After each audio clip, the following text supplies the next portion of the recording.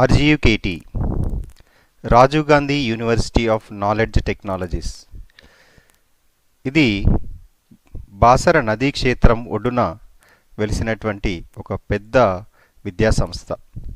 RGUKTలో ప్రవేశాలకై notification వెలువడింది.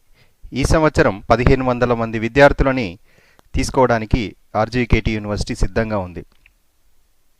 RGUKTలో ఎలా apply చేసుకోవాలి, తర్వాత ఇక్కడ ఏ కోర్సులు ఉంటాయి, రిజర్వేషన్ కేటగిరీ ఏంటిది, ఎలా సెలక్షన్ ప్రొసీజర్ ఉంటుంది, ఇవన్నీ విషయాలను నేను క్షుణ్ణంగా ఎక్స్ప్లెయిన్ చేయడానికి ప్రయత్నిస్తాను. దయచేసి ఈ వీడియోను చివరి వరకు చూడండి. మీరు మళ్ళీ నోటిఫికేషన్ చదవవలసినటువంటి అవసరం లేదు. అప్లై చేసుకునేటటువంటి స్టెప్స్ కూడా అన్నిటినీ చాలా డీటెయిల్గా ఎక్స్ప్లెయిన్ చేస్తాను. మొదట మనం RGUKT.in అనే వెబ్సైట్, వీళ్ళది అఫీషియల్ వెబ్సైట్. దీంట్లోకి వెళ్ళినట్లయితే మనకి క్లియర్గా కనిపిస్తుంది. దీంట్లో అడ్మిషన్స్ కానీ, అడ్మినిస్ట్రేషను, అకాడమిక్స్ అన్నీ కూడా ఇవన్నీ లింక్స్ మనకు కనిపిస్తాయి. దాంతోపాటు కింద నోటిఫికేషన్ యొక్క న్యూస్ అండ్ అప్డేట్స్ అనేటటువంటివి ఉన్నాయి. ఇక్కడ admissions into UG process, apply online అనేది వచ్చింది. అప్లై ఆన్లైన్ అనేటటువంటి లింక్ ప్రెస్ చేస్తే మనకి అప్లై చేయడానికి కావాల్సినటువంటి వెబ్సైట్కి అది వెళ్తుంది. కానీ ఇప్పుడు ఈ లింక్ యాక్టివేషన్లో లేదు. నేను ఎలా అప్లై చేసుకోవాలనేది మళ్ళీ ఎక్స్ప్లెయిన్ చేస్తాను. దానికంటే ముందు నోటిఫికేషన్లో ఏమేమి డీటెయిల్స్ ఉన్నాయో మనం క్లియర్గా చర్చిద్దాం. ఈ RGUKTనే మనము IIIT అని కూడా అంటారు. IIIT అంటే Indian institute of information technology. ఇవి యాక్చువల్గా 3 సెంటర్లలో తెలంగాణ, ఆంధ్ర, రాయలసీమ ప్రాంతాలలో ఒక్కొక్కటి చొప్పున ఇంతకుముందు కేటాయించారు. కానీ ఇప్పుడు ప్రస్తుతం తెలంగాణ రీజియన్లో కేవలం బాసర్లో ఉన్నటువంటిది మాత్రమే తెలంగాణ రీజియన్కు పరిమితమైంది. ఇప్పుడు మనము దీంట్లో నోటిఫికేషన్లో ఏ వివరాలు ఉన్నాయో మనం క్లియర్గా చూద్దాం. Admissions to 6 year integrated BTech programme అని అంటున్నాడు. ఇందులో ఇంటిగ్రేటెడ్ అని అంటే ఏంటిదంటే ఇక్కడ మనకి ఇంటర్మీడియట్ మరియు బీటెక్ రెండు కంప్లీట్ అయిపోతాయి. అంటే 10th అయిపోయినటువంటి పిల్లలు ఒకసారి దీంట్లోకి ఎంట్రీ అయితే ఇంటర్మీడియట్తో పాటు బీటెక్ను కూడా పూర్తి చేసుకొని బయటకు వస్తారు. కాబట్టి ఇది 6 years అన్నారు. దీంట్లో 2 years intermediate, 4 years BTech programme ఉంటుంది. అవన్నీ 6 years కలుపుకొని 6 years ఉంటుంది. ఇక్కడ ప్రాస్పెక్టస్ మనం ఒకసారి చూద్దాము. దీంట్లో ఏమేమి ఉన్నాయి అనేది. ముఖ్యమైనటువంటి డేట్స్ ఇచ్చారు. డేట్ ఆఫ్ నోటిఫికేషన్ 12/9/2020 అని అన్నారు. 12/9/2020 రోజున నోటిఫికేషన్ రిలీజ్ చేశారు. ఇష్యూ ఆఫ్ అప్లికేషన్స్ ఎప్పటి నుంచి అప్లికేషన్స్ ఇస్తారంటే 16/9 నుంచి వర్క్ అవుతుంది. అంటే ఇవి అప్లికేషన్స్ అంటే మనం వెళ్ళి కొనుక్కునే పాత ప్రాసెస్ ఏం లేదు. ఇందులో ఆన్లైన్లో అప్లికేషన్ ఇష్యూ చేస్తారు. అంటే ఆన్లైన్లోనే మనం అప్లై చేసుకోవడానికి వీలుగా ఉంటుంది. తర్వాత డేట్ ఆఫ్ రిసీవింగ్ అప్లికేషన్స్ ఆన్లైన్లో తీసుకోవడానికి, అంటే మనం సబ్మిట్ చేయడానికి, వివరాలన్నీ సబ్మిట్ చేయడానికి లాస్ట్ డేటు 3/10/2020 3వ తారీఖున వరకు, అంటే అక్టోబర్ 3 వరకు మనము అప్లికేషన్స్ మనం సమర్పించవచ్చును. తర్వాత last date for receiving applications, ఇందులో ఫిజికలీ హ్యాండిక్యాప్డ్ కానీ లేదా ఆల్రెడీ ఆర్మీలో పనిచేసినటువంటి పేరెంట్స్ ఉన్నటువంటి పిల్లలు కానీ, ఎన్సీసీ కానీ, స్పోర్ట్స్ కానీ, ఫిజికల్ హ్యాండిక్యాప్డ్ కానీ వీళ్ళందరూ కూడా సర్టిఫికేట్స్, ఫిజికల్ కాపీస్ పంపాల్సి ఉంటుంది. అంటే పోస్ట్లో పంపాల్సి ఉంటుంది. దానికి కూడా డేట్ ఇచ్చారు. అంటే 3 days ఎక్స్ట్రా ఇచ్చారు. ఎందుకంటే పోస్ట్లో పంపాలి కాబట్టి వీళ్ళకి 3rd నాడు చేసినా కూడా 6th వరకు రీచ్ అయ్యే విధంగా ఇచ్చారు. దాంతోపాటు సెలక్షన్ లిస్ట్, ఎవరు సెలెక్ట్ అయ్యారు, ఎవరికి వచ్చింది అనేది అది 2010 అంటే అక్టోబర్ 20న రిలీజ్ చేస్తారని ఇక్కడ మనకు వెబ్సైట్లో చెప్పారనమాట. తర్వాత ఎలా అప్లై చేయాలి అనడానికి ముఖ్యంగా 3 steps మనకు చెప్పారు. దాంట్లో ఒకటి ఏంటిదనంటే మొట్టమొదటిగా చేయవలసినటువంటిది అప్లికేషన్ ఫీ పేమెంట్. మనం ఫీజు పే చేయాలి ఫస్ట్. దానికి మనకి ఏమొస్తుందనంటే అప్లికేషన్ ఐడి వస్తుంది. ఒకసారి ఫీ పేమెంట్ చేశారంటే మీకు అప్లికేషన్ ఐడి జనరేట్ అవుతుంది. ఆ అప్లికేషన్ ఐడిని ఆధారంగా చేసుకొని మనం ఆన్లైన్ అప్లికేషన్ ఫిల్ చేయాలి. సో ఇది ఎలా ఫీ పేమెంట్ చేయాలి అనేది నేను ఇప్పుడు క్లియర్గా ఎక్స్ప్లెయిన్ చేస్తాను, చూడండి. తర్వాత వచ్చినటువంటి ఆ ఫామ్ ఏదైతే ఫిల్ చేసినటువంటి ఫామ్ ఉంటుందో దాన్ని ప్రింట్అవుట్ తీసుకోవాలి. తర్వాత ఒకవేళ ఎన్సీసీ మీ కింద ముందు చెప్పినట్టుగానే ఫిజికల్ హ్యాండిక్యాప్డ్ కానీ, ఎన్సీసీ కానీ, లేదా ఆర్మీలో పనిచేస్తున్నటువంటి పిల్లలు కానీ, పిల్లల యొక్క తల్లిదండ్రులు ఆర్మీలో పనిచేస్తున్నటువంటి పిల్లలు కానీ, లేదా స్పోర్ట్స్ కోటాలో కనుక మీరు ఒక స్పెషల్ కేటగిరీలో ఒకవేళ మీరు సీట్ని పొందాలనుకునే వాళ్ళు వాటిని పోస్ట్ చేయాలి. ఎప్పుడనంటే వాటిని సర్టిఫికెట్స్ను మనకు పోస్ట్ చేయాలి. మీకు ఆల్రెడీ చెప్పినాను ఆ డేట్ ఏంటనేది. Next the candidate should make online fee payment అని అడిగాడు. ఓన్లీ టీఎస్ ఆన్లైన్ అనేటటువంటి దాని ద్వారా మాత్రమే చేయమంటున్నాడు.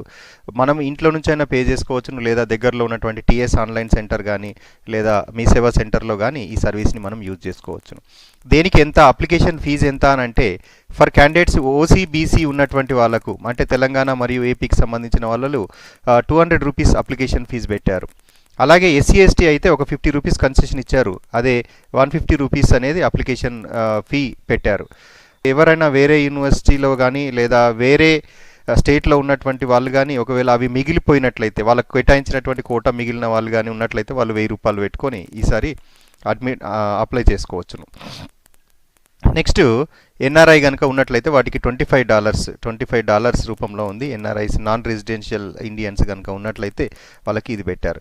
ఇక్కడ ఒక ఇంపార్టెంట్ నోట్ అని చెప్పి ఇచ్చాడు. ఏందనంటే ఒకవేళ ఇలాగా ఇక్కడ ఉన్నటువంటి ఏదైతే అదర్ స్టేట్ వాళ్ళు ఎవరైతే ఉన్నారో will be considered in the general category of admission, వీళ్ళకి రిజర్వేషన్ వర్తించదు, వాళ్ళని జనరల్ కేటగిరీగానే పరిగణిస్తామని చెప్పి ఇక్కడ క్లియర్గా చెప్పారు. తర్వాత ఇంకొకటి టీఎస్ ఆన్లైన్లో ఖచ్చితంగా టీఎస్ ఆన్లైన్లోనే పే చేయమని అన్నారు. ఒకవేళ మీరు ఆన్లైన్లో నెట్ బ్యాంకింగ్ లాంటివి కానీ లేదా క్రెడిట్ కార్డు ద్వారా కానీ చేసుకునే వాళ్ళు చేసుకోవచ్చును, లేదంటే ఆన్లైన్ సెంటర్లోనైనా చేసుకోవచ్చును. దానికి ఎక్స్ట్రా ₹25 వసూలు చేస్తారు, అంటే సర్వీస్ ఛార్జెస్ కింద ₹25 వసూలు చేస్తారని చెప్పి ఇక్కడ క్లియర్గా మెన్షన్ చేశారు. తర్వాత ఒకవేళ ఒక్కొక్కరు ఏం చేస్తారనంటే ఒకసారి అప్లై చేసిన తర్వాత ఏవైనా డీటెయిల్స్ తప్పు పోయినట్లయితే, మనకి చివరికి ప్రింట్ తీసుకున్న తర్వాత ఏవైనా డీటెయిల్స్ తప్పు ఉన్నాయి అనుకున్నట్లయితే మళ్ళీ అప్లై చేయవచ్చును. అయితే రెండవసారి అప్లై చేస్తే ఏది లేటెస్ట్గా అప్లై చేశారో దాన్ని మాత్రమే ఫైనల్గా తీసుకుంటారు. ఫస్ట్ అప్లై చేసింది 2 సార్లు అప్లై చేశారనుకోండి, రెండోసారి అప్లై చేసింది మాత్రమే ఫైనల్గా తీసుకుంటుంది. తర్వాత పీహెచ్ కానీ, తర్వాత చిల్డ్రన్ విత్ ఆర్మ్డ్ పర్సనల్ కానీ, తర్వాత ఎన్సీసీ స్పోర్ట్స్లో ఉన్నటువంటి వాళ్ళు ఎవరైనా స్పెషల్ కేటగిరీలో మీరు అడ్మిషన్ తీసుకోవాలనుకునే వాళ్ళు ఫిజికల్ కాపీ పంపాలని చెప్పాం. ఆ ఫిజికల్ కాపీని అంటే కాపీని పోస్ట్లో ఎక్కడికి పంపాలనేది అడ్రస్ క్లియర్గా చెప్పారు. The convener Rajiv Gandhi university of knowledge technologies, Basar, Nirmal district, Telangana state, ఇదన్నీ కూడా ఇచ్చారు. దాన్ని స్పీడ్ పోస్ట్ లేదా రిజిస్టర్ పోస్ట్ ద్వారా పంపాలి. అయితే ఈ స్పెషల్ కేటగిరీలో లేనటువంటి వాళ్ళు పీహెచ్ కానీ, తర్వాత చిల్డ్రన్ విత్ ఆర్మ్డ్ పర్సనల్ కానీ, లేదా ఎన్సీసీ కానీ స్పోర్ట్స్ కోటాలో కనుక అవసరం లేదు అనుకునే వాళ్ళు ఎటువంటి కాపీ పంపవలసినటువంటి అవసరం లేదు. జస్ట్ ఆన్లైన్లో మీరు అప్లై చేసి రిజల్ట్ కోసం మనం వెయిట్ చేయవచ్చును. Next list of certificates to be enclosed అన్నారు. ఒకవేళ స్పెషల్ కేటగిరీలో అంటే ఎన్సీసీ కానీ, ఫిజికల్ హ్యాండిక్యాప్డ్ కానీ, ఏదైనా స్పెషల్ కేటగిరీలో స్పోర్ట్స్ కోటాలో కానీ ఉన్న వాళ్ళు ఏ సర్టిఫికేట్ను ఎవరు పంపాలి అనేది మనకి ఇక్కడ క్లియర్గా మెన్షన్ చేశారు. చూడండి, దీంట్లో టీఎస్ ఆన్లైన్లో ఉన్నటువంటి రిసిప్ట్ అనేది ఖచ్చితంగా టీఎస్ ఆన్లైన్ సర్వీసెస్ నుంచి మాత్రమే తీసుకోవాలని ఒకటి అన్నారు. తర్వాత దాంట్లో వాళ్ళు ఫిజికల్ హ్యాండిక్యాప్డ్ వాళ్ళు ఏంటిదంటే ఒక ప్రిస్క్రైబ్డ్ ప్రొఫార్మా ఉంది, ప్రొఫార్మా ప్రకారం మాత్రమే ఇది చేయాలని ఇచ్చారు. తర్వాత చిల్డ్రన్ విత్ ఆర్మ్డ్ ఫోర్సెస్ వాళ్ళు ఎవరైతే ఆర్మ్డ్ ఫోర్సెస్లో లేదా క్యాప్ వాళ్ళు ఉంటారో వీళ్ళందరూ కూడా వాళ్ళకి ప్రొఫార్మా ఇచ్చినటువంటి ప్రొఫార్మాలో వాళ్ళకి ఏదైతే రిజర్వేషన్ వర్తిస్తుంది అనేటటువంటి సర్టిఫికేట్ ఏదైతే ఉంటుందో ఆ సర్టిఫికేట్ని ఇవ్వమన్నారు. తర్వాత ఎన్సీసీ వాళ్ళు ఎన్సీసీ సర్టిఫికేట్, స్పోర్ట్స్లో ఉన్న వాళ్ళు రిజర్వేషన్ క్లెయిమ్ చేసేటప్పుడు ఆ స్పోర్ట్స్కి సంబంధించినటువంటి సర్టిఫికేట్ తీసుకొని రావాలి. నెక్స్ట్ అడ్మిషన్ ప్రొసీజర్, ఇది చాలా ఇంపార్టెంట్. అడ్మిషన్ ప్రొసీజర్ ఏ రకంగా అడ్మిషన్స్ తీసుకుంటారు, ఎవరికి వస్తుంది, నాకు వస్తుందా లేదా అనేది చాలామంది డౌట్ ఉంటుంది. కాబట్టి ఇక్కడ క్లియర్గా ఇచ్చారు. మనకి ఏంటంటే 10th బేస్ చేసుకొని మనకి సీట్ ఇస్తారు. అంటే 10th వచ్చినటువంటి గ్రేడ్ పాయింట్ యావరేజ్ లేదా జీపీఏ అని అంటున్నాం. జీపీఏ మనకు ఆల్రెడీ మెమో లోపల ప్రింట్ అయ్యి వస్తుంది, జీపీఏ ఆధారంగా ఇస్తారు. జీపీఏ అనేటటువంటిది 10th క్లాస్లో, ఇందులో సప్లిమెంటరీ వాళ్ళకి ఇవ్వరు, క్లియర్గా మెన్షన్ చేశారు. ఇందులో 10th క్లాస్లో వచ్చినటువంటి జీపీఏని ఆధారంగా చేసుకునే ఇస్తారు. ఇక్కడ ఇంకొక విషయం చాలా జాగ్రత్తగా గమనించాలి. అదేంటంటే గ్రేడ్ పాయింట్ యావరేజ్ జీపీఏకి 10th క్లాస్లో ఉన్నటువంటి జీపీఏకి 0.4 యాడ్ చేస్తారు. ఎవరికి యాడ్ చేస్తారు? డిప్రైవేషన్ స్కోరు అంటే గవర్నమెంట్లో చదివి 2021లో అడ్మిషన్ కోరుతున్నటువంటి వాళ్ళందరూ దీంట్లో జిల్లా పరిషత్లో ఆల్రెడీ ఒకవేళ మీరు స్కూల్ చదివి ఉన్నట్లయితే, ఏది గవర్నమెంట్ స్కూల్లో చదివి అంటే గవర్నమెంట్ నాన్ రెసిడెన్షియల్ గవర్నమెంట్ అంటే హాస్టల్ బేసిస్లో కాకుండా నాన్ రెసిడెన్షియల్గా డే స్కాలర్గా ఉన్నటువంటి గవర్నమెంట్ స్కూల్లో చదివినట్టు జిల్లా పరిషత్ మరియు మున్సిపల్ స్కూల్స్ వాళ్ళు ఎవరైతే ఉంటారో అంటే వాళ్ళు ఎవరైతే సోషియో ఎకనామికల్లీ ఛాలెంజ్డ్ వాళ్ళకి సపోర్ట్ ఇవ్వడానికి ఉన్నటువంటి స్కూల్స్ ఏవైతే ఉన్నాయో వాటిలో చదివినటువంటి వాళ్ళకు 0.4 ఒక స్కోర్ని యాడ్ చేసి వాళ్ళని ర్యాంకింగ్ లోపల ఎవరు ముందుండాలనేది డిసైడ్ చేస్తారని క్లియర్గా రాశారు. తర్వాత ఇక్కడ ఆర్జీకేటీ బాసర్లో అడ్మిషన్స్లో 85% total seats will be given to Osmania university area in Telangana state. కాబట్టి తెలంగాణలో ఉన్నటువంటి లోకల్ ఉన్నటువంటి క్యాండిడేట్స్ ఎవరైతే ఉన్నారో, లోకల్ క్యాండిడేట్స్ అని అంటే మన దీంట్లో ఉన్నటువంటి వాళ్ళు ఉస్మానియా యూనివర్సిటీ కింద వచ్చేటటువంటి వాళ్ళు, అంటే ఉస్మానియా యూనివర్సిటీ పరిధి అని అన్నారు, దాంతోపాటు తెలంగాణ స్టేట్ అని అన్నారు. దీని కింద వచ్చేటటువంటి వాళ్ళకి మాత్రం 85% వెయిటేజ్ ఉంటుంది. మిగిలినటువంటి అంటే తెలంగాణకు సంబంధించినటువంటి వాళ్ళు కాకుండా మిగిలినటువంటి ప్లేస్లలో ఉన్న వాళ్ళకు 15% ఇస్తుంది. అంటే ఆంధ్ర వాళ్ళు ఎవరన్నా మన తెలంగాణ రీజియన్లో బాసర్లో చదువుకోవాలనుకుంటే వాళ్ళు ఈ 15% కాంపిటీషన్ లోపల సీట్ తెచ్చుకోవాల్సి ఉంటుందన్నమాట. ఇవన్నీ కూడా ప్రెసిడెన్షియల్ ఆర్డర్ 371 ఆర్టికల్ D ప్రకారంగా ఇచ్చారు. ఇచ్చారని ఇక్కడ క్లియర్గా మెన్షన్ చేశారు. కాబట్టి లోకల్గా ఉన్నటువంటి వాళ్ళకి 85% సీట్స్ అలాట్మెంట్ ఉంటుంది. ఒకవేళ ఇప్పుడు ప్రతి సంవత్సరం లాగానే ఈ సంవత్సరం ఇప్పుడు 1500 సీట్స్ తీసుకుంటున్నారు. దాంట్లో 85% సీట్స్ మనకి లోకల్లో ఉన్నటువంటి వాళ్ళకి వస్తాయి. ఆ 1500లో 15% సీట్స్ నాన్ లోకల్ వాళ్ళకి అలాట్ చేయడం అనేది జరుగుతుంది. మరి ఎవరు ఎలిజిబుల్ అనేది మీకు ఇంతకుముందే చెప్పినాను నేను. ఎస్ఎస్సి 10th క్లాస్ అనేది conducted in 2020 in first attempt, అంటే ఒకేసారి సప్లిమెంటరీ కాకుండా ఒకేసారి పాస్ అయినటువంటి వాళ్ళు మాత్రమే దీనికి అర్హులని క్లియర్గా మెన్షన్ చేశారు ఇందులో. మళ్ళీ వాళ్ళు ఎవరనంటే Telangana state and AP state, ఈ 2 స్టేట్లలో ఉన్నటువంటి వాళ్ళు మాత్రమే. ఇక్కడ ఏజ్కు సంబంధించినటువంటి క్రైటీరియా కూడా ఇచ్చారు. ఎలిజిబిలిటీ క్రైటీరియాలో candidates should not have completed 18 years of age అంటున్నాడు. 18 years ఏజ్ అనేది షుడ్ నాట్ హ్యావ్ కంప్లీటెడ్ అంటే ఏంది, 18 సంవత్సరాలు నిండి ఉండకూడదు. అంటే 18 years అయిపోయినటువంటి వాళ్ళకి ఎలిజిబిలిటీ లేదు. ఏ డేట్ వరకు తీసుకున్నారు? కట్ డేట్ ఏంటంటే December 31 వరకు 18 years ఒకవేళ మీకు కంప్లీట్ అయితే మీకు ఎలిజిబిలిటీ లేనట్టే లెక్క. అదేవిధంగా 21 years ఏజ్ రిలాక్సేషన్ ఇచ్చాడు. అంటే 21 years కంప్లీట్ అయిపోతే కనుక ఎవరికి ఎస్సీ ఎస్టీ వాళ్ళకు 21 years కంప్లీట్ కాకూడదు. తర్వాత మామూలు మిగిలినటువంటి కేటగిరీ వాళ్ళకు December 31 నాటికి 18 సంవత్సరాలు నిండి ఉండకూడదు, అంటే కంప్లీట్ అయ్యి ఉండకూడదు అనేది ఇక్కడ ఏజ్ క్రైటీరియా ఇచ్చారు. చాలా ఇంపార్టెంట్, అది గమనించండి. నెక్స్ట్ రూల్స్ ఆఫ్ రిజర్వేషన్, ఇది కూడా చాలా ఇంపార్టెంట్. రిజర్వేషన్లో ఏ కేటగిరీలో ఎవరిని తీసుకుంటారనేది ఇప్పుడు నేను చెప్పాను ఆల్రెడీ. 85% అనేటటువంటివి టోటల్ సీట్స్ లోకల్ క్యాండిడేట్స్కి అలాట్ చేస్తారు. లోకల్ క్యాండిడేట్స్ అంటే మీకు చెప్పినాను తెలంగాణ స్టేట్లో ఉన్నటువంటి వాళ్ళు లేదా ఉస్మానియా యూనివర్సిటీ పరిధిలో వచ్చేటటువంటి వాళ్ళు అని చెప్పారు. అంటే మొత్తం మామూలుగా ఉస్మానియా యూనివర్సిటీ అంటే మిగిలినటువంటి కాకతీయ యూనివర్సిటీ పరిధిలో ఉన్నటువంటి వాళ్ళు కూడా దీని కిందకి వస్తారు. కాబట్టి మొత్తం తెలంగాణ స్టేట్ అంతా కూడా దీనికి వస్తుంది.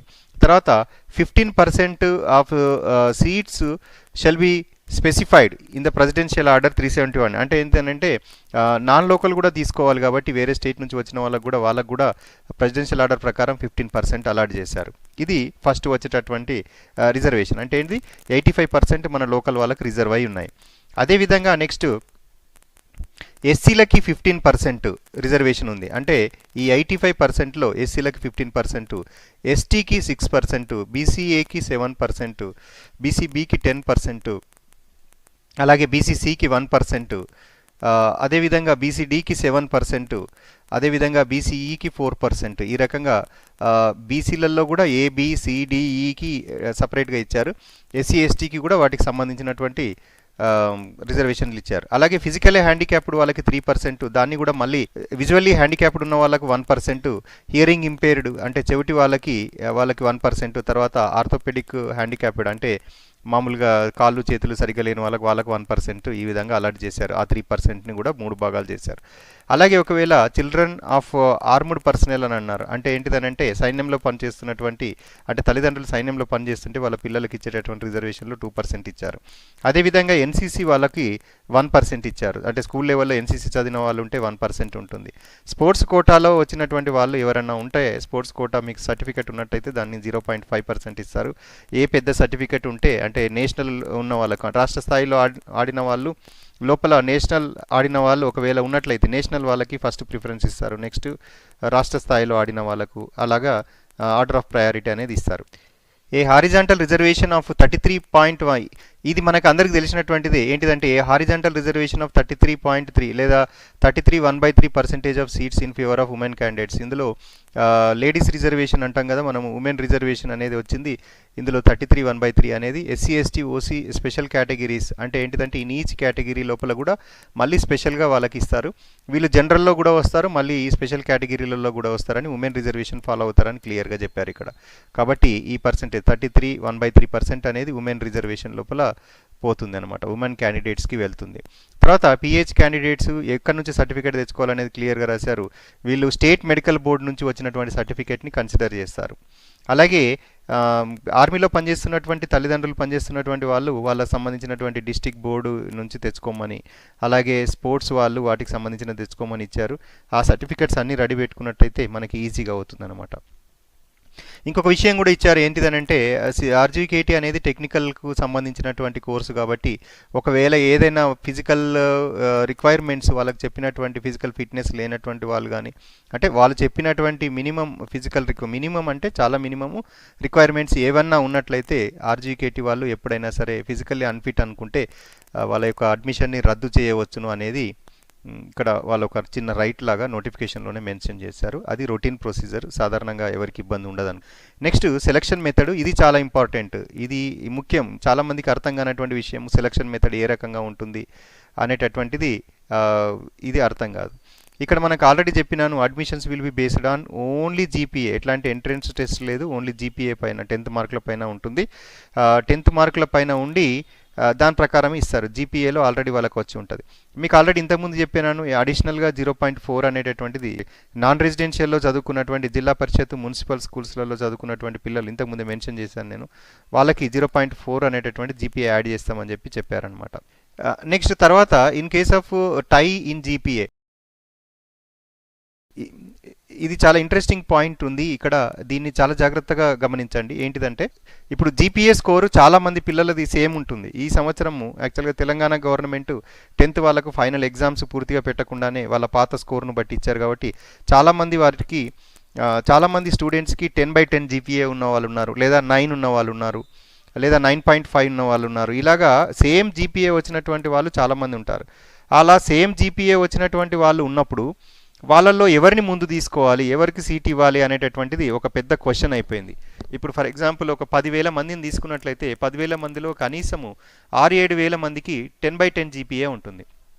మరి అటువంటి అప్పుడు దేన్ని క్రైటీరియాగా ఇక్కడ క్లియర్గా మెన్షన్ చేశారు. ఇది అర్థం చేసుకుంటే మనకి సీట్ వస్తుందా లేదా అనేది దాదాపుగా కొంతవరకు కన్ఫర్మేషన్ చేసుకోవచ్చు. ఫర్ ఎగ్జాంపుల్ 10 మందికి 9/10 వచ్చింది అనుకుందాం. దాంట్లో 10 మంది లోపల ఎవరిని ముందు తీసుకోవాలి, అంటే ఎవరికి కన్ఫర్మ్ చేయాలి అనేటటువంటిది ఇక్కడ నెక్స్ట్ క్రైటీరియాని సాటిస్ఫై చేయాలి. అంటే ఇక్కడ ఉన్నటువంటి నెక్స్ట్ వివరాలని గమనించాలి. ఒకటి, 9/9 వచ్చిన వాళ్ళు ఒక 100 మెంబర్స్ ఉన్నట్టయితే వాటిలో ఎవరికైతే హయ్యర్ గ్రేడ్ ఇన్ మ్యాథమెటిక్స్లో మీ జీపీఏ లేదా హయ్యర్ గ్రేడ్ ఎవరికైతే ఉంటుందో వాళ్ళకి మాత్రమే ఫస్ట్ ప్రిఫరెన్స్ ఇస్తారు. అందులో ఉన్న వాళ్ళు, అందులో కూడా సేమ్ వచ్చిన వాళ్ళు చాలామంది ఉంటారు. సేమ్ వచ్చిన వాళ్ళు ఉన్నప్పుడు నెక్స్ట్ ఏది చూస్తారంటే higher grade in general science, అంటే మ్యాథ్స్లో సేమ్ వచ్చి సేమ్ జీపీఏ ఉండి మ్యాథ్స్లో సేమ్ ఉంటే అప్పుడు సైన్స్ చూస్తారు. సైన్స్లో మ్యాథ్స్లో కూడా సేమ్ ఉన్నట్లయితే అటువంటప్పుడు ఇంగ్లీష్ జీపీఏ చూస్తారు. ఇంగ్లీష్లో కూడా సేమ్ ఉన్నట్లయితే అటువంటప్పుడు సోషల్ స్టడీస్ చూస్తారు. సోషల్ స్టడీస్లో కూడా సేమ్ ఉన్నట్లయితే అటువంటప్పుడు ఫస్ట్ లాంగ్వేజ్ చూస్తారు. ఫస్ట్ లాంగ్వేజ్లో ఎవరికి ఎక్కువ ఉంటే వాళ్ళని హయ్యర్ గ్రేడ్ ఉన్న వాళ్ళను ప్రిఫరెన్స్ ఇస్తారు. ఒకవేళ అది కూడా మ్యాచ్ అయినట్లయితే, చాలా రేర్ కేసెస్లో ఉంటుంది, అటువంటప్పుడు ఏం చేస్తారంటే older candidate as per the date of బర్త్లో ఎవరి ఏజ్ ఎక్కువ ఉంటుందో వాళ్ళకి ఫస్ట్ ప్రిఫరెన్స్ ఇస్తారు. అంటే ఏజ్ ఎక్కువ ఉన్న వాళ్ళకు ప్రిఫరెన్స్ ఫస్ట్ ఇస్తారు.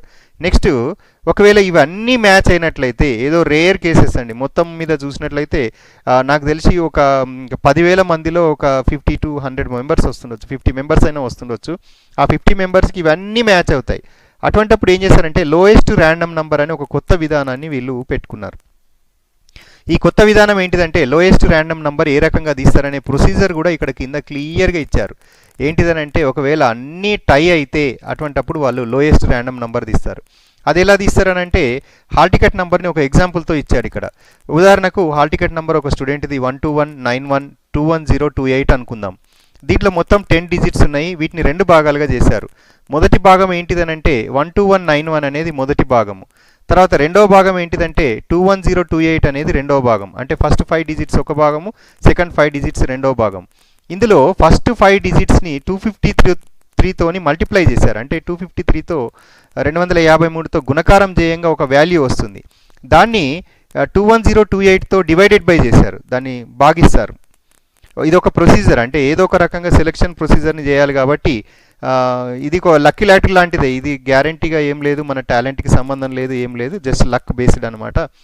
ఇప్పుడు ఈ రెండింటిని అంటే ఈ ఫస్ట్ 5 డిజిట్స్ని 253తో మల్టిప్లై చేయగా, అంటే గుణించగా వచ్చినటువంటి వాల్యూని 21028తో డివైడెడ్ బై చేస్తారు.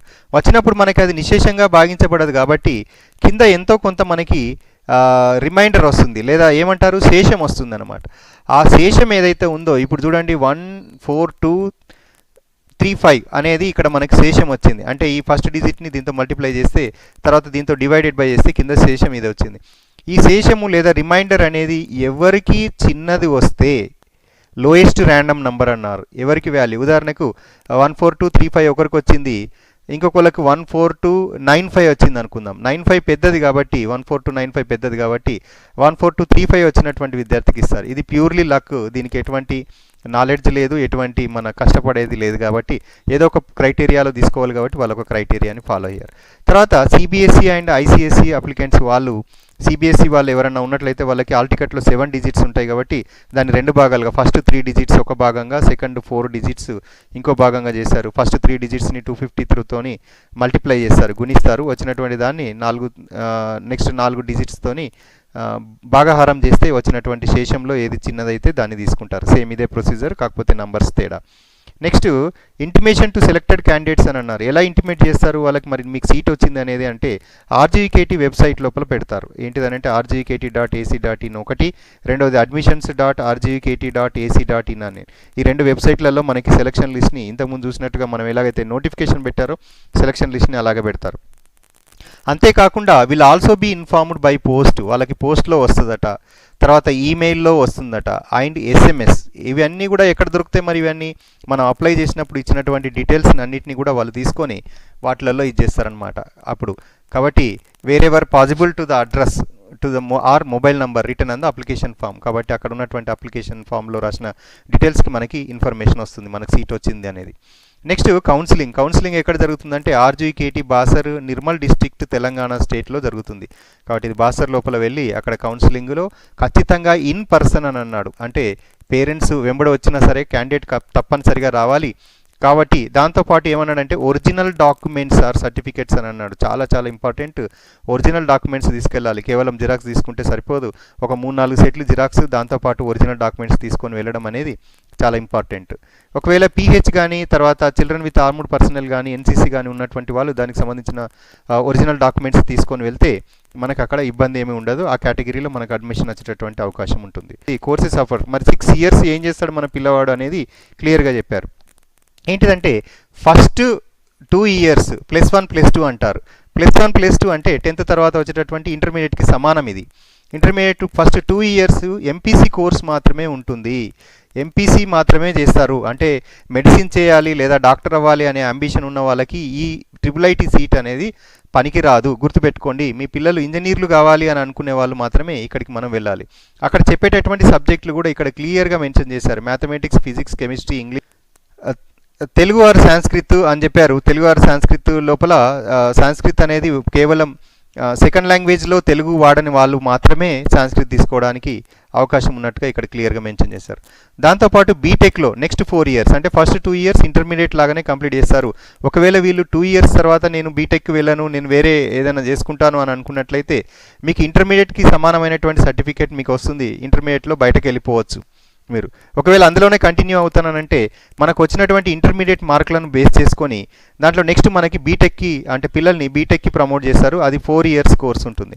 బీటెక్లో కూడా ఇన్ని బ్రాంచెస్ ఉన్నాయి. సాధారణంగా బయట దొరికేటటువంటి బ్రాంచెస్ ఏవైతే ఉంటాయో ఇంజనీరింగ్ బ్రాంచెస్ చాలా మట్టుకు ఇక్కడ మనకి కవర్ అయిపోయినాయి. Chemical engineering, civil engineering, computer sciences, తర్వాత ఎలక్ట్రికల్ ఇంజనీరింగు, తర్వాత ఎలక్ట్రికల్ అండ్ ఎలక్ట్రానిక్స్ ఇంజనీరింగు, తర్వాత మెటలర్జికల్ అండ్ మెటీరియల్స్ ఇంజనీరింగ్, తర్వాత మెకానికల్ ఇంజనీరింగ్, ఇవన్నీ కూడా ఇంజనీరింగ్లో ఉండేటటువంటి బ్రాంచెస్. ఇందులో ఏదైనా ఒక ఇంజనీరింగ్ లోపల పిల్లల్ని ఎంట్రీ చేస్తారు. 10th ఇంటర్మీడియట్ తర్వాత వాళ్ళని దీంట్లోపలికి ఎంట్రీ చేస్తారు.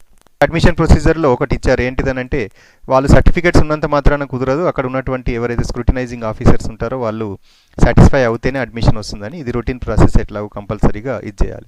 మరి మన పిల్లలకి ఏదైనా ఫీజు కట్టాలా అంటే IIITలో అడ్మిషన్ తీసుకున్న వాళ్ళకి ఫీజు కట్టాలా స్టూడెంట్స్ అనేది ఇక్కడ క్లియర్గా మెన్షన్ చేశారు. ఇక్కడ ట్యూషన్ ఫీ ఉంటుంది, యాన్యువల్ ట్యూషన్ ఫీ అంటే సంవత్సరానికి 37,000 కట్టాలి. 37,000 దీంట్లో ఖచ్చితంగా కట్టాలి. 37,000లో దాంట్లో మళ్ళీ ఏంటిదనంటే ₹500 ఎగ్జామినేషన్ ఫీ పర్ సెమిస్టర్. వాడిని సెమిస్టర్ ప్రకారము ఒక సెమిస్టర్కి 500 చొప్పున ఫీజు అనేది ఉంటుంది. ఇక్కడ ఇంకొక మనకు వెసులుబాటు కూడా ఇచ్చారు. ఒకవేళ పేరెంట్స్ ఫీ రియంబర్స్మెంట్కి అర్హులైతే అంటే తల్లిదండ్రుల యొక్క ఇన్కమ్ సోర్స్ని బట్టి ఫీ రియంబర్స్మెంట్కి ఎలిజిబిలిటీ ఇస్తారు. SC ST వాళ్ళ యొక్క యాన్యువల్ ఇన్కమ్ అంటే పేరెంట్ యొక్క యాన్యువల్ ఇన్కమ్ 2 lakhs ఉన్నట్లయితే లేదా 2 lakhs కంటే తక్కువ ఉన్నట్లయితే అటువంటి వాళ్ళకు ఫీ రియంబర్స్మెంట్కి అర్హులు ఎస్సీ ఎస్టీ వాళ్ళు. అలాగే బీసీ ఈబీసీ వాళ్ళు 1 lakh బిలో ఉండాలి. 1 lakh లేదా 1 lakh బిలో ఉన్నటువంటి వాళ్ళకు ఈ రకంగా ఫీ రియంబర్స్మెంట్ అనేది ఎలిజిబిలిటీ ఉంటుంది. అంటే ఎంప్లాయీస్ పిల్లలకు ఉండదు. మామూలుగా ఇన్కమ్ సర్టిఫికేట్ వచ్చేటటువంటి వాళ్ళు ఉన్నట్లయితే ఎస్సీ ఎస్టీలకి, తర్వాత బీసీ ఈబీసీకి ఇక్కడ మనకి రియంబర్స్మెంట్ ఇచ్చారు. అవి కూడా గవర్నమెంట్ యొక్క రూల్స్ బట్టి ఎలిజిబిలిటీని బట్టి మాత్రమే ఇస్తారు. తర్వాత ఇంకొకటి ఇచ్చారు, every student has to pay registration fee of 1000 అని అన్నారు. అంటే ఏంటంటే 1000 అనేటటువంటిది ఖచ్చితంగా పే చేయాలి. రిజిస్ట్రేషన్ ఫీ అంటారు, ఫస్ట్లో పే చేయాల్సినటువంటి 1000. ఇందులో 500 rupees for AC ST candidates pay చేయాలి. తర్వాత కాష్ అండ్ డిపాజిట్ అని అన్నారు. అంటే మనం ఉన్నటువంటి రోజులలో ఏదైనా మనకి ఇది రిఫండబుల్ అని అంటే ఒకవేళ ఏదైనా బ్రేక్ చేసినా ఏం చేసినా ఇందులోంచి కట్ చేస్తారు. అక్కడ ఆపరేటర్స్ ఏదైనా విరిగిపోయినా ఏదైనా చేస్తారు. లేకపోతే మనకి చివరిగా ఇది 2000 మనకి రీఫండ్ చేస్తారు. తర్వాత మెడికల్ ఇన్సూరెన్స్ ఆఫ్ 500, అక్కడ మెడికల్ ఇన్సూరెన్స్ కూడా వాళ్ళు ఇస్తున్నారు. స్టూడెంట్స్కి 500 రూపీస్ ఇచ్చేయాలి for annum for first 2 years అన్నీ కలుపుకొని వాళ్ళు 500 ఇవ్వాలన్నమాట అక్కడ. తర్వాత that is the total of 3500. మొత్తం కలిపి వాళ్ళకి ఎంత అవుతుందని అంటే 3500 అవుతుంది. 3500 ఎవరికి అవుతుంది? అదర్ దాన్ ఎస్సీ ఎస్టీ అవుతుంది. ఒకవేళ ఎస్సీ ఎస్టీ అయినట్టయితే 500 అవుతుంది. కారణం ఏంటంటే ఇక్కడ మనకి 500 అనేటటువంటిది ఇక్కడ లెస్ చేశారు రిజిస్ట్రేషన్ ఫీజు లోపల. తర్వాత next admission of students from other states, వేరే స్టేట్ వాళ్ళు ఎలా అడ్మిషన్ చేసుకోవాలి ఏంటి అనేది ఇక్కడ ప్రొసీజర్ ఇచ్చారు. వాళ్ళలో ఏంటిదంటే సూపర్ న్యూమరీ సీట్స్ ఆఫ్ ఎక్స్టెంట్ 5% ఇచ్చారు. గ్లోబల్ కేటగిరీ ఇదంతా మనకు సంబంధించింది కాదు. వాళ్ళ ఫీ స్ట్రక్చర్ వేరే ఉంది, పేమెంట్ ట్యూషన్ ఫీజు వేరే ఉంది, వాళ్ళ యొక్క ఎన్ఆర్ఐసి యొక్క ట్యూషన్ ఫీజు కూడా వేరే ఉంది. చూడండి ఇక్కడ 3 లక్షలు ఉంది యానం. అంటే మన పిల్లలకు తెలంగాణలో ఉండడం అనేది మన అదృష్టం. ఎందుకనంటే తెలంగాణ వాళ్ళ పిల్లలకి తక్కువ కాస్ట్కే మనకు వస్తుంది. వేరే నుంచి వచ్చే వాళ్ళకు సుమారు 3 లక్షలు సంవత్సరానికి పే చేయాలని ఇక్కడ మనకు తెలుస్తుంది. దీనివల్ల మనము తెలుసుకోవచ్చు మనం ఎంత లక్కీ. తర్వాత ఇందులో సీట్ రావడం కూడా చాలా గొప్ప విషయంగా మనం భావించవచ్చును.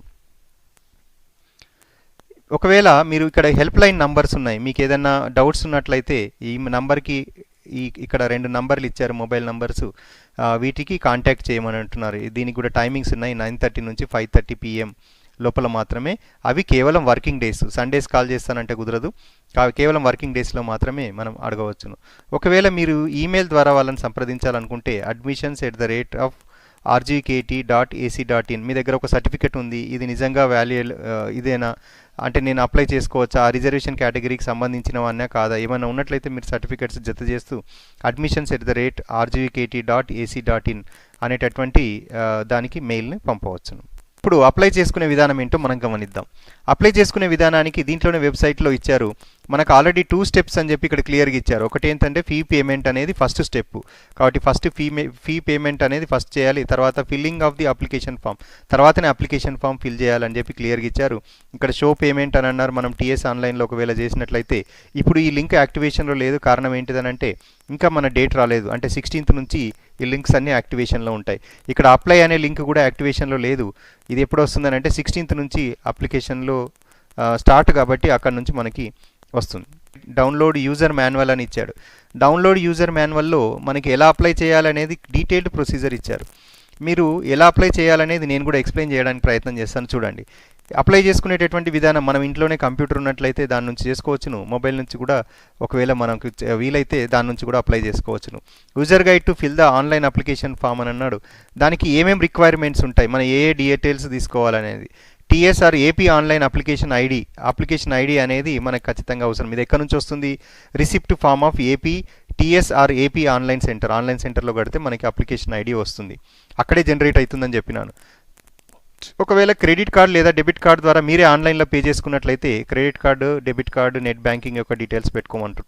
ఇక్కడ hall ticket number of SSC or equivalent, date of birth certificate or SSC equivalent certificate, లేదా ఎస్ఎస్సిలో వచ్చినటువంటి డేట్ ఆఫ్ బర్త్గా తీసుకుంటారు, లేదా సపరేట్గా మున్సిపాలిటీలో కానీ దేంట్లో కానీ తీసుకున్నటువంటి బర్త్ సర్టిఫికేట్ ఉంటే దాన్ని రెడీ పెట్టుకోవాలి. లోకల్ స్టేటస్ ఓయూనా, ఏయూనా, తర్వాత ఎస్వీయూనా, నాన్ లోకల్. ఓయూ అని అంటే ఇక్కడ తెలంగాణ మొత్తం అని తీసుకోవాలి మనం. Local candidate certificate issued by MRO or competent authority, అది రెడీ పెట్టుకోమంటున్నాడు. తర్వాత ఒకవేళ మీరు ఇన్కమ్ సర్టిఫికేట్ ప్రొడ్యూస్ చేయాలనుకున్నట్లయితే అది latest income certificate issued by MRO అంటున్నాడు. అంటే దాదాపు 6 నెలల లోపల తీసుకున్నటువంటి ఇదే ఉంటేనే 1 lakh కానీ లేదా 2 lakhs లోపల కానీ మీకు ఆల్రెడీ చెప్పినట్టుగా ఇన్కమ్ సర్టిఫికేట్ తీసుకోవాలి ఆ క్రైటీరియాకి. తర్వాత స్టడీ డీటెయిల్స్ 1 to 10th మనకి బోనాఫైడ్ సర్టిఫికేట్స్ రెడీగా ఉండాలి. దాంతోపాటు ఎస్సీ ఎస్టీ ఇలాంటి వాళ్ళు ఉన్నట్లయితే ఎస్సీ ఎస్టీ సర్టిఫికేట్లు అంటే ఎస్సీ ఎస్టీ లేదా బీసీ లోపల మనకి అడ్మిషన్ కనుక తీసుకోవాలనుకున్నట్లయితే ఈ ఏ క్యాస్ట్కి సంబంధించిన వాళ్ళు ఆ క్యాస్ట్ సర్టిఫికేట్ తీసుకోవాలి. అది issued by MRO or competent authority అని అన్నారు. తర్వాత నెక్స్ట్ స్పెషల్ కేటగిరీ వాళ్ళు దానికి సంబంధించినటువంటి కాంపిటెంట్ అథారిటీ ఎవరైతే ఇష్యూ చేస్తారో పిహెచ్ సర్టిఫికేట్ ఎవరు ఇష్యూ చేస్తారో స్పోర్ట్స్ సర్టిఫికేట్ వాళ్ళ నుంచి తీసుకొని రెడీగా పెట్టుకోవాలి. ఆధార్ కార్డ్ డీటెయిల్స్ ఆధార్ ఎలాగో అవసరం కాబట్టి ఆధార్ కార్డ్ డీటెయిల్స్ మనం అన్నీ కూడా రెడీ పెట్టుకుంటాం అనమాట. ఇక్కడ online application form filling flow chart అంటే ఏ స్టెప్లలో ఏం చేయాలనేది ఇచ్చేశారు. Mode of payment any of two modes, ఇందులో 2 మోడ్స్ ఉన్నాయి. అంటే 2 విధాలుగా మనం ఫీ పేమెంట్ చేయవచ్చు. ఒకటి ఏంటంటే TS AP online by cash, మీరు వెళ్ళి డబ్బులు ఇచ్చి ఈ డీటెయిల్స్ నేమ్ ఫాదర్ నేమ్ ఇవన్నీ డీటెయిల్స్ ఇచ్చి మీరు అమౌంట్ పే చేసి అన్న రావచ్చును. లేకపోతే క్రెడిట్ కార్డ్ లేదా డెబిట్ కార్డ్ నెట్ బ్యాంకింగ్ మనకి వెబ్సైట్లో మేక్ పేమెంట్ అనేటటువంటి బటన్ ఉంటుంది. మనకి ఒక టీఎస్ఆర్ ఏపీ ఆన్లైన్ సెంటర్కి మనం ఒకవేళ వెళ్ళలేకపోయినట్లయితే మనం కూడా ఆన్లైన్లోంచి పే చేసుకోవచ్చును. దానికి డెబిట్ కార్డ్ లేదా క్రెడిట్ కార్డ్ నెట్ బ్యాంకింగ్ ద్వారా పే చేయవచ్చును. అది కాగానే మనకు ఒక రిసిప్ట్ వస్తుంది. రిసిప్ట్ లోపల కంపల్సరీ పేమెంట్ చేసినటువంటి అమౌంట్ రిసిప్ట్, తర్వాత దాంతోపాటు అప్లికేషన్ ఐడి అనేది వస్తుంది. కాబట్టి పేమెంట్ సెంటర్ నుంచి తీసుకోవాలి. తీసుకున్నాగానే ఇక్కడ ఏమంటున్నాడనంటే పేమెంట్ రిఫరెన్స్ ఐడి వచ్చి అన్ని డీటెయిల్స్ తీసుకున్న తర్వాతనే ఇచ్చేయండి, మధ్యలో రిఫ్రెష్ చేయకూడదు అని. ఒకవేళ మనమే పే చేస్తున్నట్లయితే ఇవన్నీ డీటెయిల్స్ ఇచ్చేయాలని అంటున్నాడు. తర్వాత after payment is successful reference ID వస్తుంది. రిఫరెన్స్ ఐడి తర్వాత నెక్స్ట్ అప్లికేషన్ లోపలికి వెళ్ళి అప్లై అనేటటువంటి లింక్ని ప్రెస్ చేయాలి. అప్లై చేసేటప్పుడు 3 స్టెప్స్ ఉంటాయి. ఒకటి ఫీ పేమెంట్ ఆల్రెడీ అయిపోయింది, మనం కంప్లీట్ చేసాం. రెండోది ఏంటిదంటే ఫైల్ అప్లికేషన్ ఫిల్ చేసేటప్పుడు మనకి అవన్నీ ఫిల్ చేసినటువంటి డీటెయిల్స్ ఉన్నాయి. ఇప్పుడు నేను క్లియర్గా చూపిస్తాను. తర్వాత ప్రింట్ అప్లికేషన్ ఫామ్ అని అన్నాడు. అప్లికేషన్ ఫామ్ ఏ రకంగా ఉంటుందనేది ఇక్కడ క్లియర్గా చూపిస్తారు. మనకి ఇంతకుముందు మీకు వెబ్సైట్ చెప్పాను యూజీ అడ్మిషన్స్ అని. యూజీ అడ్మిషన్స్ మనం క్లిక్ చేసినట్లయితే వెంటనే మనకి ఇట్లాంటి పేజ్ ఓపెన్ అవుతుంది. మీకు ఇంతకుముందు చెప్పాను షో పేమెంట్ అనేది ఇది ఉన్నదని. అట్లాగే ఇక్కడ అప్లై అనేటటువంటి ఒక లింక్ ఉంది. అప్లై అన్నట్లయితే 2 డీటెయిల్స్ మనకి అడుగుతుంది. ఒకటి ఏంటంటే అప్లికేషన్ ఐడి ఎక్కడ వస్తుంది? ఆల్రెడీ మనం క్యాష్ పేమెంట్ చేసాం కాబట్టి అమౌంట్ ఫీ పేమెంట్ చేయంగానే అప్లికేషన్ ఐడి వస్తుంది. నెక్స్ట్ హాల్ టికెట్ నెంబర్, మన 10th యొక్క హాల్ టికెట్ నెంబర్. ఈ 2 డీటెయిల్స్ని మనం ఇక్కడ ఎంటర్ చేయాలి ఫస్ట్. కాబట్టి అప్లికేషన్ టు అడ్మిషన్ అది చేసి ప్రొసీడ్ టు ఫిల్ అప్లికేషన్ అనగానే మనకి ఇక్కడ ఆఫ్టర్ సబ్మిటింగ్ మనకి ప్రివ్యూ అనేటటువంటిది వస్తుంది. ఇక్కడ చూడండి మనకి ఆర్యు మీరు అని చెప్పి ఇచ్చారు. దాంట్లో ఇదేంటిది అంటే ప్రెసిడెన్షియల్ ఆర్డర్ ప్రకారము 371Dలో వచ్చారా అంటే లోకలా నాన్ లోకలా అనేటటువంటిది ఇక్కడ క్లియర్గా ఇచ్చాడు. లోకల్ అన్నట్లయితే ఒక రకము, నాన్ లోకల్ అయినట్లయితే మనకు సంబంధించినటువంటి క్రైటీరియా తెలిసిపోతుంది అనమాట. సో ఇవి ఇచ్చిన తర్వాత కింద 10th డీటెయిల్స్ ఇచ్చారు. 10th డీటెయిల్స్ కూడా ఏమీ డిఫికల్ట్గా లేవు. Hall ticket number, school management అనేది, తర్వాత 10th క్లాస్ యొక్క డిస్టిక్ ఏ డిస్టిక్లో చదివాము, బోర్డు ఏంది, తర్వాత మేనేజ్మెంట్ కేటగిరీ ఏ రకమైంది, తర్వాత స్కూల్ నేమ్ ఇవన్నీ కూడా ఇచ్చారు. ఆ తర్వాత నెక్స్ట్ ఉన్నటువంటిది పర్సనల్ డీటెయిల్స్ ఎంటర్ చేయాలి. పర్సనల్ డీటెయిల్స్లో మనకి తెలిసిన డీటెయిల్సే ఉంటాయి. డేట్ ఆఫ్ బర్త్, తర్వాత native place, father name, mother tongue, తర్వాత యాన్యువల్ ఇన్కమ్ ఆఫ్ పేరెంట్ ఎలా ఉంది, తర్వాత దీంతోపాటు male female community, district, mother name, తర్వాత నేషనాలిటీ ఇండియనా నాన్ ఇండియనా, అలాగా. దాంతోపాటు రిజర్వేషన్ కేటగిరీ ఏమన్నా తీసుకుంటున్నామా అంటే ఫిజికల్ హ్యాండిక్యాప్డ్ కానీ, చిల్డ్రన్ విత్ ఆర్మ్డ్ పర్సనల్ కానీ, లేదా ఎన్సీసీ కానీ, స్పోర్ట్స్ కానీ, ఎస్ నో అనేది మనం ఇక్కడ క్లిక్ చేస్తాం. క్లిక్ చేసిన వెంటనే మనకి అడ్రస్ డీటెయిల్స్ వచ్చినాయి. అడ్రస్ అనేది మనకి ఇక్కడ మనకి ఆల్రెడీ తెలుసు, హౌస్ నెంబరు, తర్వాత సిటీ, ఇవన్నీ ఈమెయిల్ ఐడి ఇవన్నీ ఎంటర్ చేస్తాం. ఒకవేళ మనకు పోస్ట్లో వచ్చేటటువంటి అడ్రస్ మనం అక్కడ ఇచ్చినటువంటి అడ్రస్ పర్మనెంట్ కాదు, పోస్ట్లో మనకి కష్టం అవుతుంది అని అనుకున్నట్లయితే ఇక్కడ వేరేది పెట్టవచ్చును. లేకుంటే సేమ్ యాజ్ ఎబో అని పెట్టేసేసి మొబైల్ నెంబర్ ఇవ్వండి. మొబైల్ నెంబర్ ఈమెయిల్ ఐడి విషయంలో ఎప్పుడు కూడా మిస్టేక్ చేయవద్దు. ఎందుకనంటే మొబైల్ నంబరు ఈమెయిల్ ఐడి అనేది చాలా ఇంపార్టెంట్, కీలకమైంది కాబట్టి వాటిని పెట్టండి. ఖచ్చితంగా 1కి 2 సార్లు చెక్ చేసుకొని ఎంటర్ చేయండి. దాంతోపాటు ఫోటోగ్రాఫ్ అండ్ సర్టిఫికేట్స్ అన్నారు. ఇక్కడ కొన్ని ఫోటోగ్రాఫ్స్ని మనము అప్లోడ్ చేయాలి. ఫోటోగ్రాఫ్ను ఏ ఫోటోగ్రాఫ్ను అంటే ఫోటోగ్రాఫ్ ఆఫ్ ది క్యాండిడేట్ అంటే క్యాండిడేట్ యొక్క ఫోటోని అప్లోడ్ చేయాలి. దాంతోపాటు 10th క్లాస్ హాల్ టికెట్ని అప్లోడ్ చేయాలి. అంటే అది అన్నిటిని స్కాన్ చేసుకొని రెడీ పెట్టుకోవాలి. దాని యొక్క సైజు కూడా 40 KBనే ఉండాలని చెప్పారు. కాబట్టి 40 KB లోపలనే ఉండేటట్టుగా చూడండి. దాని డైమెన్షన్స్ అన్నీ కూడా ఈ రకంగా ఉండాలి. దీంట్లో బోనాఫైడ్ స్టడీ సర్టిఫికేట్ అనేది 300 KBకి మించకూడదట. అంటే ఫోటోకి మాత్రం 40 KB, హాల్ టికెట్కి 300 KB, ఇలా ఒక్కొక్క దానికి ఒక్కొక్కటి. అంటే ఒక ఫోటోకి మాత్రమే 40 KB ఇచ్చారు, మిగిలిన అన్నిటికీ కూడా 300 KB వరకు ఉండవచ్చును. ఇది ఫోటోని రిసైజ్ చేసుకోవాలి. అంటే మనం స్కాన్ చేసినటువంటి దాన్ని రిసైజ్ ఎలా చేసుకోవాలనేది కూడా నేను వీలైతే త్వరలోనే ఒక వీడియో పెడతాను, అప్పుడు మీరు చూడవచ్చు అనమాట. కాబట్టి ఫోటోని రీసైజ్ చేసుకొని ఇక్కడ బ్రౌజ్ అనగానే దానికి అప్లోడ్ అని వస్తుంది. ఆ ఫోటో ఎక్కడ ఉందో దాన్ని చూపించేస్తే అది అప్లోడ్ అయిపోతుంది. పక్కన మనకి క్లియర్గా కనిపిస్తుంది. ఇక్కడ మళ్ళీ డిక్లరేషన్ అని ఉంది. డిక్లరేషన్ అంటే మనకి సెల్ఫ్ డిక్లరేషన్ ఇచ్చారు. ఎవరికి మనం గజిటెడ్ సిగ్నేచర్ కానీ ఇవేమి తీసుకోకుండా self declaration, I accept above పైన ఉన్నాయన్నీ నేను చెప్పినవి కరెక్టే అని చెప్పేసి ప్రివ్యూ అప్లికేషన్ అంటే ఇప్పటివరకు అప్లై చేసినటువంటి డీటెయిల్స్ని మనం చూడాలి. చూడంగానే అప్పుడు మనకి ఫోటోగ్రాఫ్ వచ్చింది, మొబైల్ నంబరు ఇవన్నీ వచ్చినాయి. ఇక్కడ ఒకవేళ మీరు ఇవి కరెక్టే అనుకున్నట్లయితే కంటిన్యూ సబ్మిట్ చేయండి. ఒకవేళ కరెక్ట్ కాదు అనుకున్నట్లయితే ఎడిట్ చేయండి. అంటే మళ్ళీ మొదటి పేజీకి వెళ్ళి ఏదైనా ఒక డీటెయిల్ మారినట్టయితే మెయిల్ ఐడిలో ఏదో ఒక అక్షరం మిస్ అయ్యాము, అలాంటప్పుడు మళ్ళీ ఎడిట్ అప్లికేషన్ అని మళ్ళీ చేయండి. ఇక్కడ ఫోటో కూడా కరెక్ట్ వచ్చిందా లేదా అనేటటువంటిది మనకి ఇక్కడ క్లియర్గా పెట్టుకోండి.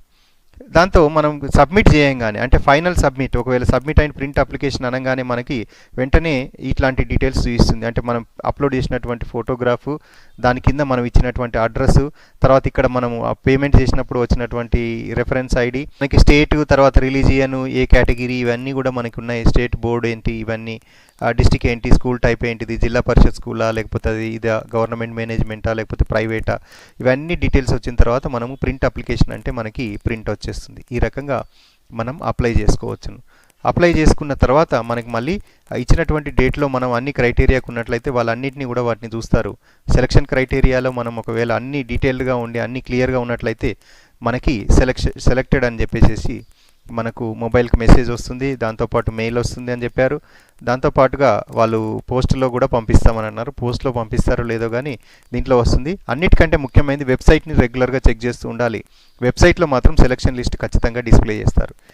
ఇది నేను అనుకుంటాను ఈ పిల్లలు మీకందరికి కూడా, స్టూడెంట్స్కి కూడా ఉపయోగకరంగా ఉంటుంది. తర్వాత టీచర్స్ కూడా, అంటే హై స్కూల్లో ఉన్నటువంటి టీచర్స్కి కూడా ఈ వీడియో ఉపయోగకరంగా ఉంటుంది అనుకుంటున్నాను.